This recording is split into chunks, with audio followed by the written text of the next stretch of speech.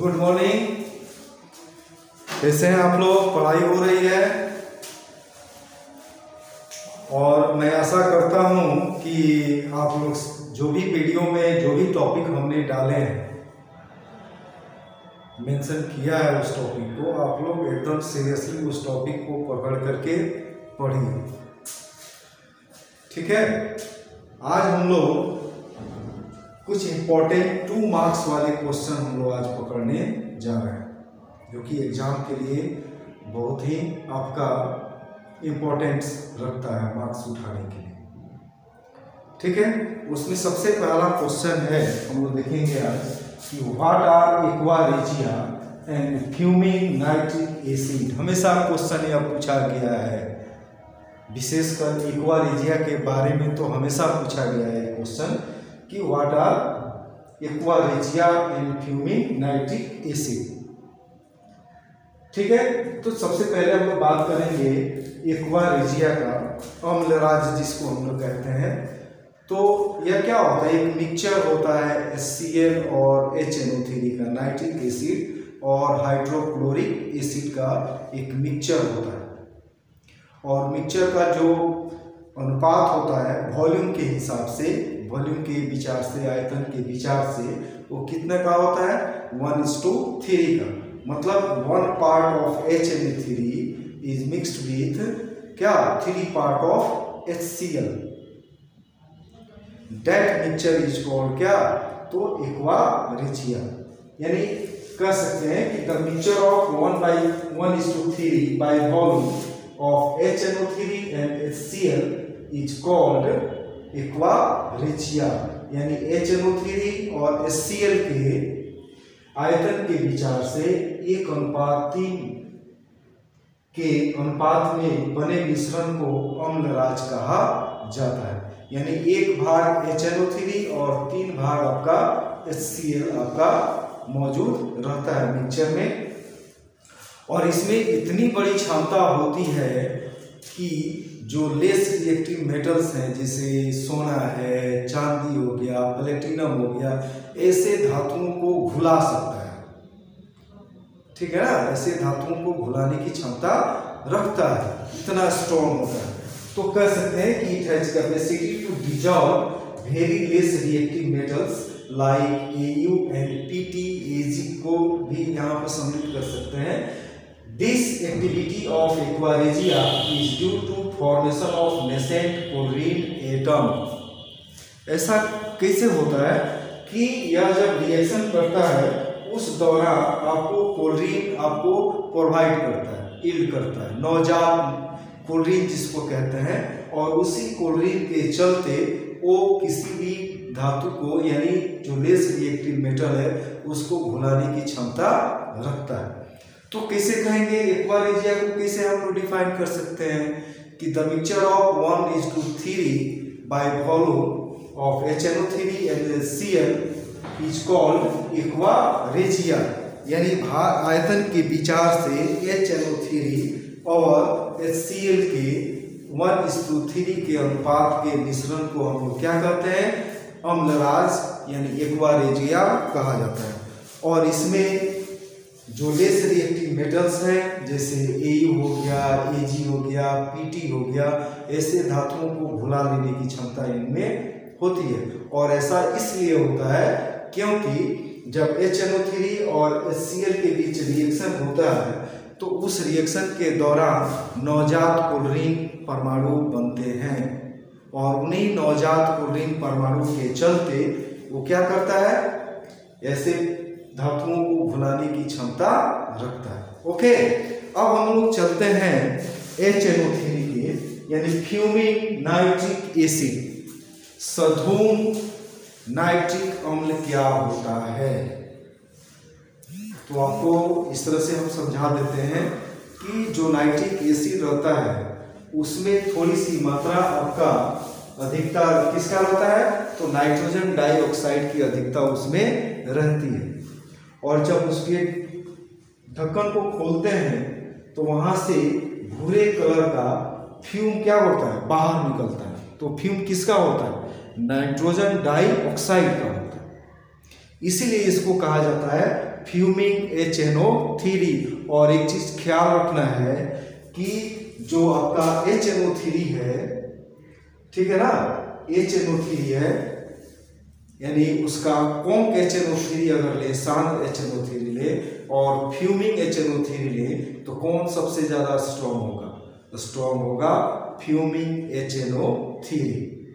ठीक है, तो क्या कर सकते हैं कि the concentrated HNO3 in which excess NO2 is dissolved is called fuming HNO3। NO2 gas is removed from HNO3 in the form of brown fume, यानी भूरे धुएं के साथ, धूम के साथ तो क्या होता है? निकलते रहता है। इसी कारण से इसको हम लोग क्या कहते हैं? फ्यूमिंग HNO3 कहते हैं। यानी fuming HNO3 is a strong oxidizing agent than conc HNO3। यानी सधूम जो HNO3 होता है वह सांद्र HNO3 की अपेक्षा अधिक सबल होता है। ठीक है, तो ये दो क्वेश्चन हुए। नेक्स्ट क्वेश्चन हम लोग फिर आगे हम लोग करते हैं।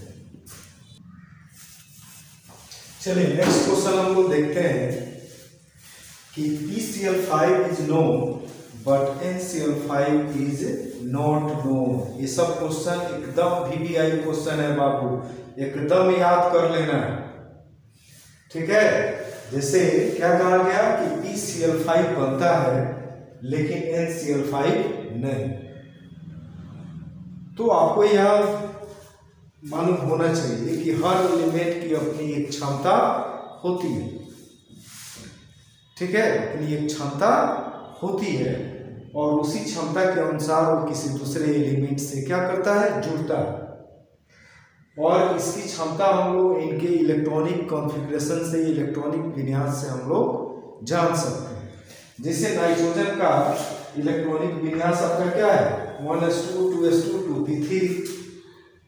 तो दूसरा ऑर्बिट में d ऑर्बिटल आ जाता है? नहीं आता। यानी दूसरा ऑर्बिट में d ऑर्बिटल नहीं रहने के कारण यह अपने वैलेंसी को एक्सटेंड नहीं कर सकता, बढ़ा नहीं सकता। ठीक है ना, जिसके कारण यह आपका NCl5 नहीं बनाएगा। यानी NCl5 बनाने का मतलब हुआ कि 5 संयोजकता को क्या करना? प्रदर्शित करना। और यही कारण है कि अपनी वैलेंसी को 3 से 5 तक नहीं बढ़ा सकता है। 3 तो होती है लेकिन 5 नहीं हो पाती। वही लिखा गया है कि the electronic configuration of nitrogen is 1s2 2s2 2p3, hence it has no d orbital to extend या expand on valency। अपने वैलेंसी को बढ़ा नहीं सकता है। But electronic configuration of phosphorus is 1s2 2s2 2p6 3s2 3p3। यहाँ पर possibility है क्योंकि तीसरा ऑर्बिट यहाँ पर स्टार्ट हो गया और थर्ड ऑर्बिट में आपका d ऑर्बिटल होता है। तब यहाँ पर जब फास्फोरस उत्तेजित अवस्था में जाएगा, एक्साइटेड स्टेट में जाएगा, तो अपने वैलेंसी को 3 से 5 तक बढ़ा सकता है। यानी 3 तो है ही है, 5 भी आपका हो जाएगा इसका। यानी d ऑर्बिटल मौजूद होने के कारण इसका वैलेंसी 5 तक चला जा सकता है। अतः यह आपका PCl5 बना सकता है। ठीक है ना, तो क्या लिखा गया कि नाइट्रोजन का इलेक्ट्रॉनिक विन्यास 1s2 2s2 2p3 होता है। अतः यह d ऑर्बिटल की अनुपलब्धता के कारण अपने संयोजकता को नहीं बढ़ा सकता, जबकि फास्फोरस का इलेक्ट्रॉनिक विन्यास 1s2 2s2 2p6, फिर कर सकते हैं 3s2 और 3p3 होता है। अतः d ऑर्बिटल की उपलब्धता के कारण अपने संयोजकता को 5 तक बढ़ा सकता है। अतः नाइट्रोजन NCl5 नहीं बनाता है, जबकि फास्फोरस PCl5 बनाता है। ओके, नेक्स्ट क्वेश्चन हम देखते हैं यहाँ पर कि fluorine exhibits only -1 oxidation state whereas other halogen exhibit +1, +3, +5 and +7 oxidation state. Why? यहाँ पर भी बात क्षमता की। जब फ्लोरीन का इलेक्ट्रॉनिक कॉन्फ़िगरेशन हम लोग देखेंगे तो दूसरे कक्षा तक ही रह जाता है, यानी सेकेंड ऑर्बिट तक ही रह जाता है। यही कारण है कि इसमें आपका डी ऑर्बिटल नहीं मिला। दूसरा कि सारे हैलोजन में सबसे ज्यादा आपका फ्लोरीन मोरी इलेक्ट्रोपॉजिटिव होता है, इलेक्ट्रोनेगेटिव होता है, यानी इलेक्ट्रोनेगेटिविटी वैल्यू सबसे ज्यादा फ्लोरीन की होती है, जिसके कारण अगर इसको एक इलेक्ट्रॉन ही मिल जाए तो उसका क्या हो जाएगा, फुलफिल हो जाता है। जबकि चांसेस क्या होते हैं अदर हाइड्रोजन में कि डी ऑर्बिटल मौजूद होता है, यानी अवेलेबल होता है। अगर अपने वैलेंसी को एक्सपेंड करना चाहे तो थर्ड ऑर्बिट स्टार्ट हो जाता है और डी ऑर्बिटल उनको मिल जाता है, जिसके कारण अपने वैलेंसी को वो एक्सपेंड कर सकते हैं। ठीक है ना, यानी on the other hand other hydrogen है d orbital due to which they show +1, +3, +5 and +7 oxidation state। ठीक है, यानी हिंदी में बोल सकते हैं फ्लोरीन का इलेक्ट्रॉनिक विन्यास 1s2, 2s2, 2p5 होता है, अतः फ्लोरीन परमाणु में d ऑर्बिटल उपलब्ध नहीं होता है और साथ ही उच्च विद्युत ऋणात्मक होता है, अतः यह केवल -1 ऑक्सीकरण अवस्था को प्रदर्शित करता है। जबकि दूसरे तरफ शेष हैलोजन में डी ऑर्बिटल उपलब्ध होता है, जिसके कारण एक +1, +3, +5 और +7 ऑक्सीडेशन स्टेट को प्रदर्शित कर सकते हैं। ओके, तो ये दो क्वेश्चन हुआ। तो ऐसे ही क्वेश्चन हम लोग देखेंगे। नेक्स्ट क्वेश्चन है, देखेंगे हम लोग next question, H2S is gas and H2O is liquid at room temperature। ऐसा क्यों होता है? Why? यानी कमरे के ताप पर H2S गैस है जबकि H2O द्रव है। Why? मतलब क्यों? तो आंसर कर सकते हैं इसका कि हमेशा याद रखिएगा कि अगर हाइड्रोजन किसी नाइट्रोजन एटम के साथ जुड़े, ऑक्सीजन एटम के साथ जुड़े या फ्लोरीन एटम के साथ जुड़े, हमेशा दिमाग में रखना है कि हाइड्रोजन अगर नाइट्रोजन के, तो चूंकि यहाँ पर H2O में ऑक्सीजन है और H2S में सल्फर है, ऑक्सीजन मोर इलेक्ट्रोनेगेटिव एलिमेंट है जबकि सल्फर क्या है, लेस इलेक्ट्रोनेगेटिव है। तो ऑक्सीजन मोर इलेक्ट्रोनेगेटिव होने के कारण हाइड्रोजन और ऑक्सीजन का जो बीच में HO बॉन्ड के बीच में जो इलेक्ट्रोनेगेटिविटी डिफरेंस होगा वो क्या होगा, ज्यादा होगा बनिस्बत H2S के, जिसके कारण H2O में पोलर नेचर होने के कारण, HO बॉन्ड में पोलर नेचर होने के कारण हाइड्रोजन बॉन्ड बनाने की टेंडेंसी इसमें पाई जाएगी। जबकि H2S की बात करें तो वहां पर इलेक्ट्रोनेगेटिविटी डिफरेंस जो है वो लमसम बराबर हो जाता है, जिसके कारण हाइड्रोजन बॉन्ड बनाने की टेंडेंसी उसमें नहीं रहती है। ठीक है ना, तो वहां पर इस तरह से जो लिखा हुआ है उसको हम समझा दे रहे हैं आपको कि the electronegativity of oxygen is higher than sulphur due to which the tendency of formation of hydrogen bond in H2O is occur. यानी हायर टेंडेंसी जो है आपका हाइड्रोजन बॉन्ड बनाने की जो टेंडेंसी है वो H2O में सबसे अधिक पाई जाएगी, but due to less electronegativity value of sulphur it can not form hydrogen bond. Less electronegativity होने के कारण जो H और S बॉन्ड होगा वो पोलर नेचर नहीं होगा, नॉन पोलर हो जाएगा, जिसके कारण उसमें हाइड्रोजन बॉन्ड बनाने की क्षमता नहीं रहेगी। Due to formation of hydrogen bond tendency in H2O, it exhibits in liquid state। यानी यह द्रव अवस्था में पाया जाता है हाइड्रोजन बॉन्ड बनाने के कारण, but H2S is gas at room temperature। H2S जो होता है वो हाइड्रोजन बॉन्ड नहीं बना सकता है, जिसके कारण वो गैसीय अवस्था में पाया जाता है। यानी ऑक्सीजन की विद्युत ऋणात्मकता सल्फर से काफी उच्च होती है, जिसके कारण H2O में हाइड्रोजन बॉन्ड बनाने की प्रवृत्ति होती है, लेकिन सल्फर निम्न विद्युत ऋणात्मक होने के कारण H2S में हाइड्रोजन बॉन्ड बनाने की प्रवृत्ति नहीं पाई जाती है।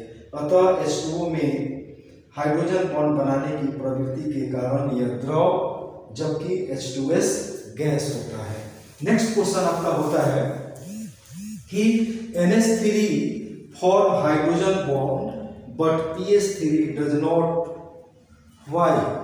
यानी NH3 हाइड्रोजन बॉन्ड बना सकता है जबकि PH3 में हाइड्रोजन बॉन्ड नहीं बनता है, ऐसा क्यों होता है? ठीक है, तो इन NH3 ड्यू टू इलेक्ट्रॉनिक, बस यही आपका केस यहाँ पर भी डालें, यही केस होगा। ठीक है ना, in NH3 due to electronegativity difference the NH bond is polar हो जाएगा। इलेक्ट्रोनेगेटिविटी डिफरेंस जो है वो 0 से ऊपर होगा, इसीलिए यह बॉन्ड जो होगा पोलर हो जाएगा।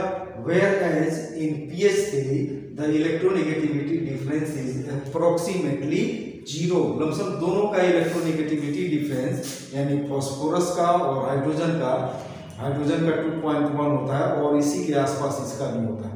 तो मान के चलिए कि जो डिफरेंसेस होगा दोनों का वो क्या होगा, लमसम 0 के बराबर होगा। ठीक है, due to polar nature of NH bond the intermolecular hydrogen bond is found in ammonia but it is not found in PH3। यानी यही ध्रुवता के कारण NH बॉन्ड में ध्रुवीयता के कारण यह हाइड्रोजन बॉन्ड बना सकता है अमोनिया अणु के बीच में, जबकि PH3 के केस में ऐसा नहीं होता है। यानी NH3 में विद्युत ऋणात्मकता में अंतर के कारण NH बॉन्ड ध्रुवीय होता है, जबकि PH3 में विद्युत ऋणात्मकता में अंतर लगभग 0 होता है, अतः PH बॉन्ड अध्रुवीय होता है। NH बॉन्ड की ध्रुवीयता के कारण NH3 अणुओं के बीच में अंतर आणविक हाइड्रोजन बॉन्ड बनाता है, जबकि PH3 में ऐसा नहीं होता है। ठीक है, तो नेक्स्ट क्वेश्चन हम लोग आगे देखते हैं। आपका नेक्स्ट क्वेश्चन होगा कि PH3 has lower boiling point than NH3। तो हमने बोला कि PH3 का बॉइलिंग पॉइंट NH3 से कम होता है, निम्न होता है, ऐसा क्यों? तो हम आपको मालूम होना चाहिए कि अमोनिया में जो अमोनियम दूसरे से इंटर मॉलिक्यूलर हाइड्रोजन बॉन्ड द्वारा क्या होता है, जुड़े रहते हैं, जबकि PH3 में ऐसा कोई केस नहीं होता है। यानी PH3 जो है वो अपने अणुओं के बीच में हाइड्रोजन बॉन्ड नहीं बना सकता। ठीक है, जिसके कारण जो अंतर आणविक हाइड्रोजन बॉन्ड है उसका बॉन्ड डिसोसिएशन एनर्जी PH3 से क्या होती है, अधिक होती है। यही कारण कह सकते हैं कि PH3 का बॉइलिंग पॉइंट NH3 से क्या होता है, कम होता है। ओके, तो क्या कहेंगे कि NH3 molecules form hydrogen for intermolecular hydrogen bond while PH3 does not form such bond. इस तरह के कोई बॉन्ड नहीं बनाता है। Due to intermolecular forces in ammonia is stronger than that of PH3, the boiling point of NH3 is greater than PH3।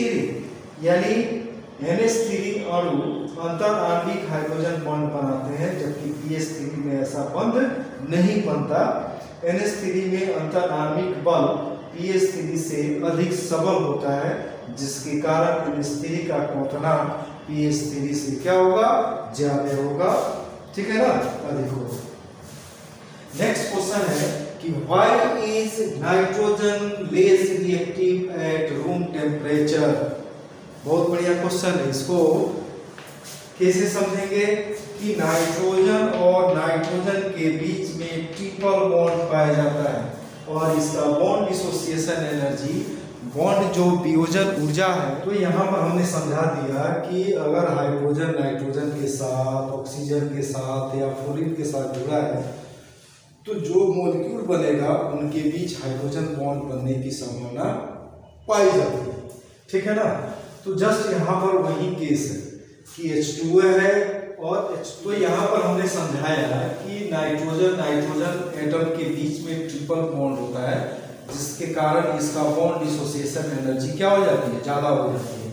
इसलिए room temperature पर यह बॉन्ड टूटता नहीं है, जिससे कि नाइट्रोजन फ्री हो सके। ठीक है, और यही कारण है कि यह इनर्ट कंडीशन में ही रहता है।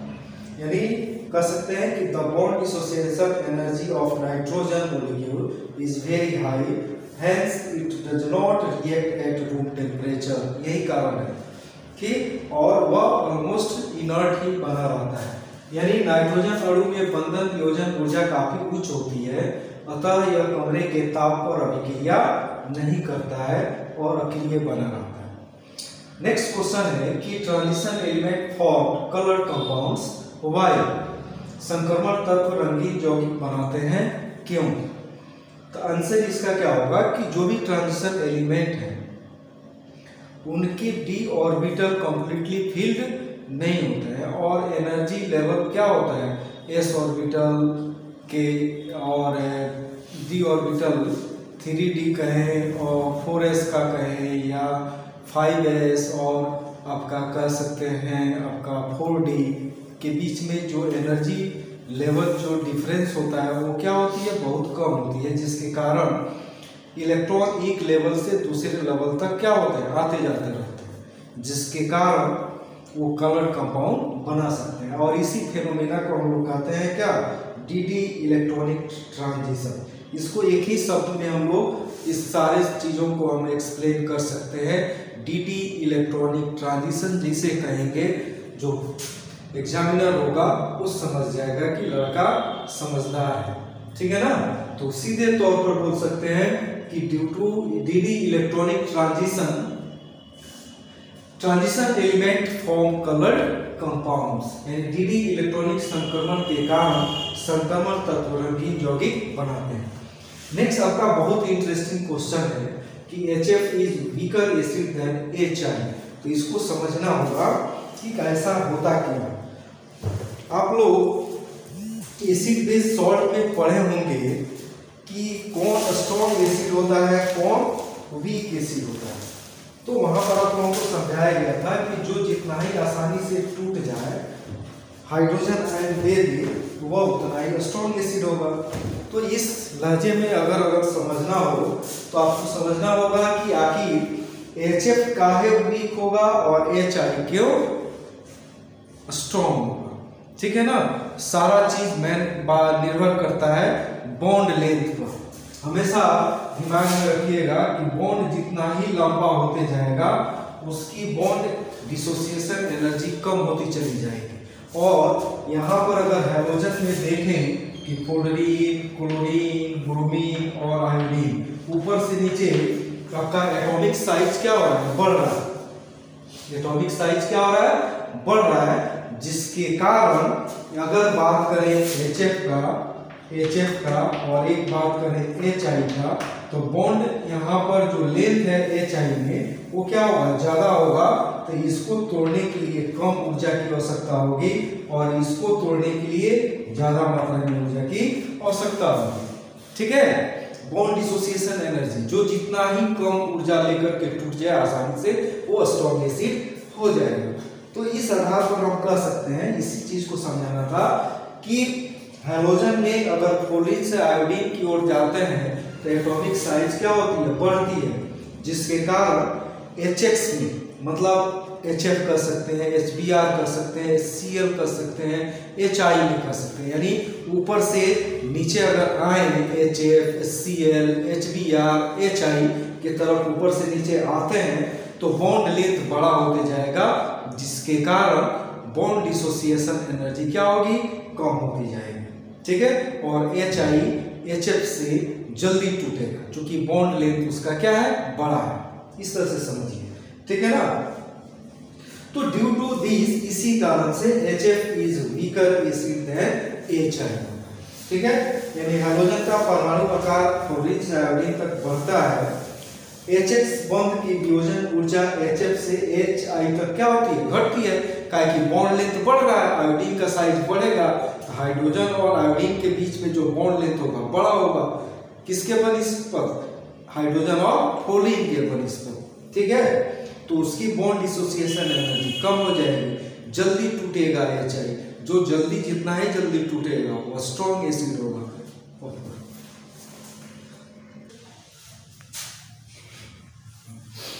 नेक्स्ट क्वेश्चन हम लोग देखेंगे कि आपका बिहार बोर्ड में सारे क्वेश्चन पूछे जा चुके हैं, ठीक है ना, इसीलिए सभी क्वेश्चन को हम लेके चल रहे हैं।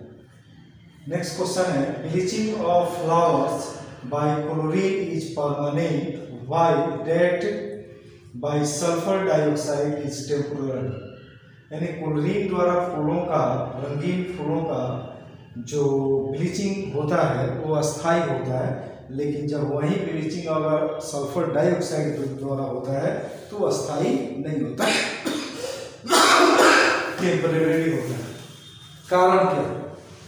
दोनों का ब्लीचिंग एक्शन का अंतर यह है कि क्लोरीन जो द्वारा जो ब्लीचिंग होगा वो आपका ऑक्सीडेशन द्वारा होगा, जबकि सल्फर डाइऑक्साइड द्वारा जो ब्लीचिंग होगा वो आपका रिडक्शन द्वारा होगा, यानी अवकरण द्वारा होगा, और यही फर्क डालता है, ठीक है ना।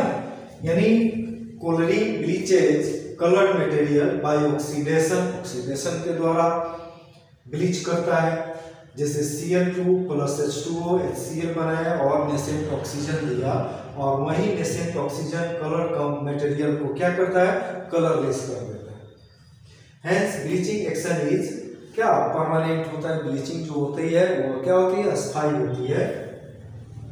But sulphur dioxide bleaches coloured material by reduction, अभी जो हमने बोला कि सल्फर डाइऑक्साइड जो आपका ब्लीचिंग एक्शन शो करता है वो ड्यू टू रिडक्शन के कारण करता है, and hence it is not, it is temporary, अस्थायी होता है, since when the bleached coloured material is exposed to air, जैसे इस SO2 द्वारा ब्लीच किए गए पदार्थ को जो रंगहीन हो गया है उसको हवा में रखते हैं, कुछ देर के बाद वो फिर से वही कलर में आ जाता है, मतलब रंगीन हो जाता है। इसीलिए इसका ब्लीचिंग एक्शन क्या होता है, टेम्पररी होता है। जैसे SO2 + H2O क्या बना लिया, H2SO4 बना लिया, और 2 हाइड्रोजन नेसेंट हाइड्रोजन को ईल्ड किया, और यही नेसेंट हाइड्रोजन इस कलर मटेरियल को क्या किया, कलरलेस कर दिया। जैसे यहाँ पर एरियल ऑक्सीडेशन होगा, जिसे हवा में एक्सपोजर होगा जब इस कलर मटेरियल का, तैसे कुछ देर के बाद यह कलर मटेरियल, कलरलेस मटेरियल क्या हो जाएगा, कलर मटेरियल में कन्वर्ट हो जाएगा।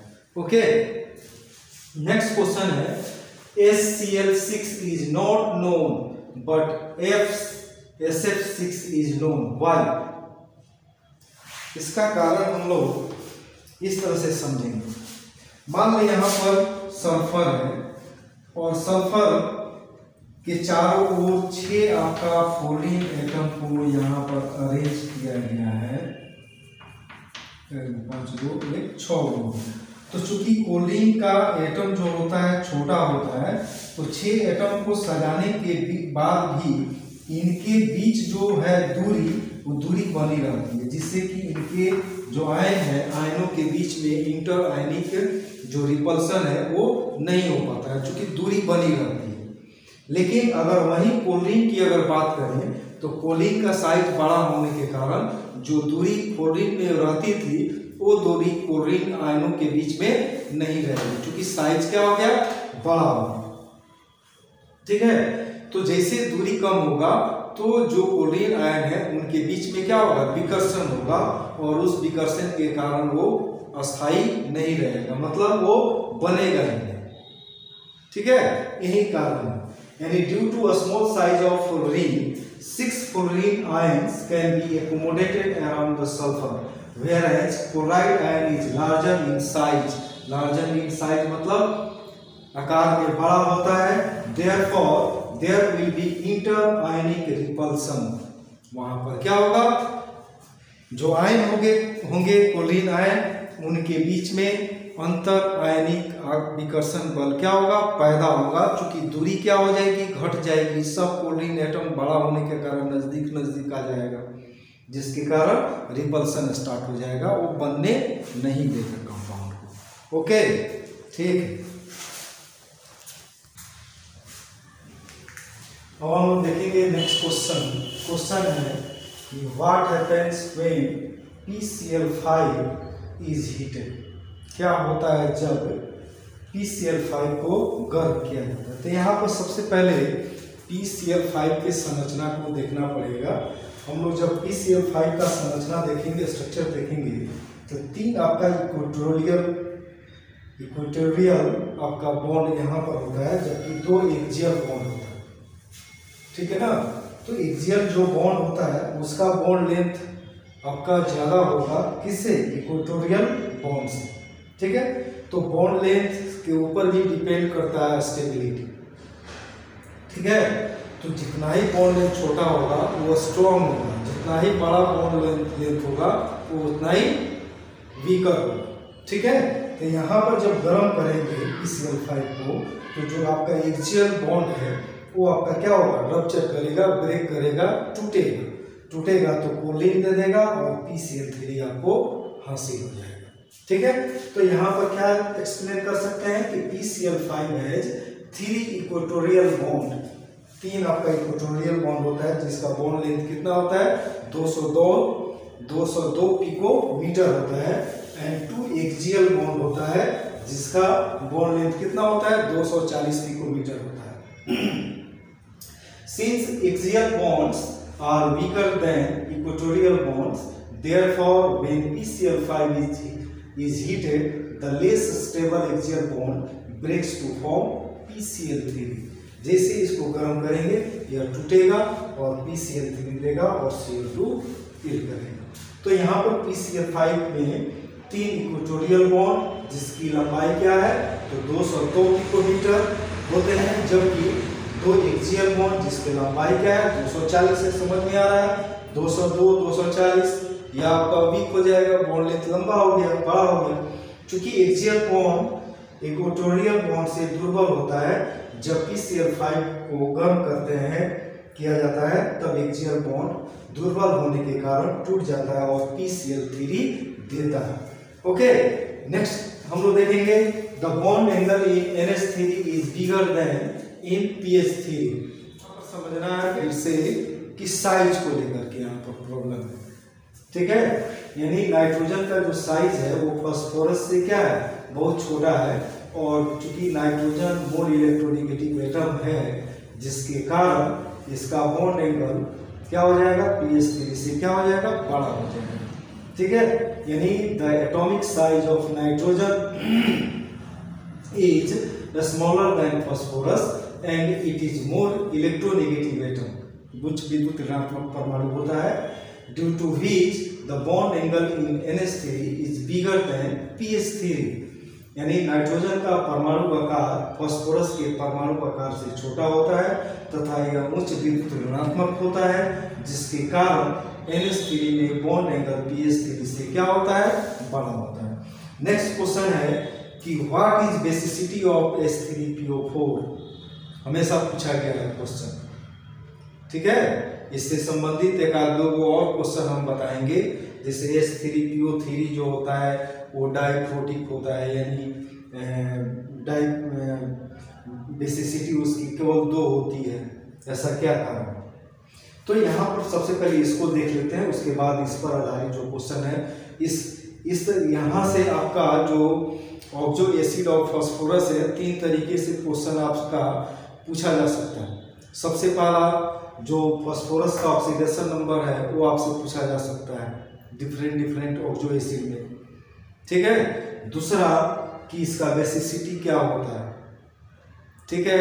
इसका स्ट्रक्चर क्या होता है, ऐसे क्वेश्चन आपसे पूछे जा सकते हैं, तो इस पर थोड़ा सा ध्यान दीजिएगा आप लोग।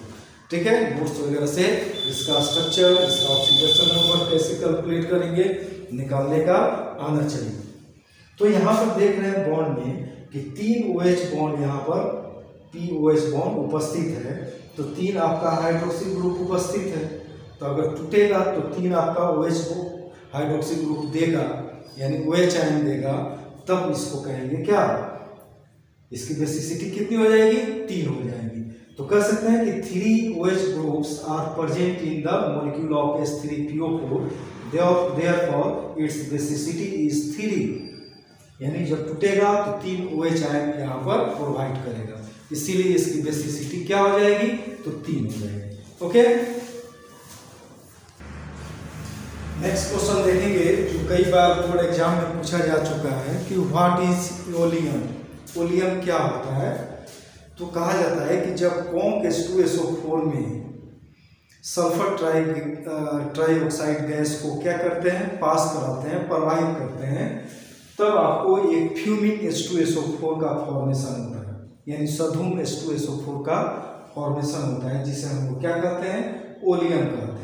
यानी when SO3 is passed into conc H2SO4, then formation of fuming H2SO4 which is क्या called ओलियम, जिसे हम लोग क्या कहते हैं, ओलियम कहते हैं। यानी जब SO3 को शांत H2SO4 में प्रवाहित किया जाता है तब सधूम H2SO4 बनता है, जिसे ओलियम कहा जाता है। और यहाँ पर देख सकते हैं कि H2SO4 प्लस SO3 क्या बना, H2S2O7, यानी ओलियम का सूत्र क्या हो गया, तो H2S2O7। याद रखिएगा, हो सकता है कि ऑब्जेक्टिव में आपसे पूछा जाए। और जब इसको घुलाते हैं, पानी घोलते हैं यानी डाइल्यूट करते हैं, तो फिर यह क्या देता है, आपको H2SO4 देता है। ओके, नेक्स्ट क्वेश्चन है आपका, why does O3 act as strong oxidising agent. बहुत इंपॉर्टेंट क्वेश्चन है ये भी, यानी क्यों O3 एक प्रबल ऑक्सीकारक जैसा कार्य करता है। तो कह सकते हैं कि since O3 on decomposition give nascent oxygen, जब O3 जब टूटता है तो नेसेंट ऑक्सीजन देता है, जिसके कारण इसकी जो ऑक्सीडाइजिंग कैपेसिटी है वो क्या हो जाती है, बहुत अधिक हो जाती है।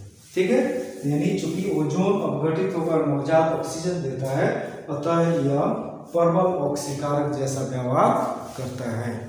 ठीक है, नेक्स्ट वीडियो में हम आप लोगों को कोऑर्डिनेशन कंपाउंड से क्वेश्चन डालेंगे, ट्रांजिशन एलिमेंट से, जो बहुत इंपॉर्टेंट होगा।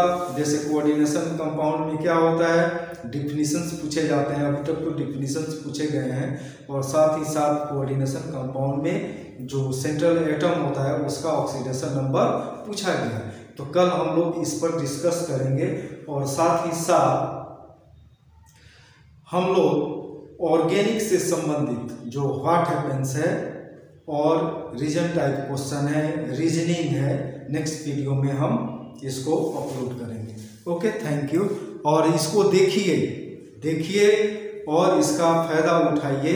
जो भी क्वेश्चन दिया गया है, जो भी क्वेश्चन समझाया गया है, वो सभी एग्जाम के व्यू से सभी महत्व रखते हैं। ठीक है, इसको देखिए और हमको थोड़ा सा सपोर्ट कीजिए और सब्सक्राइब कीजिए। Okay, thank you.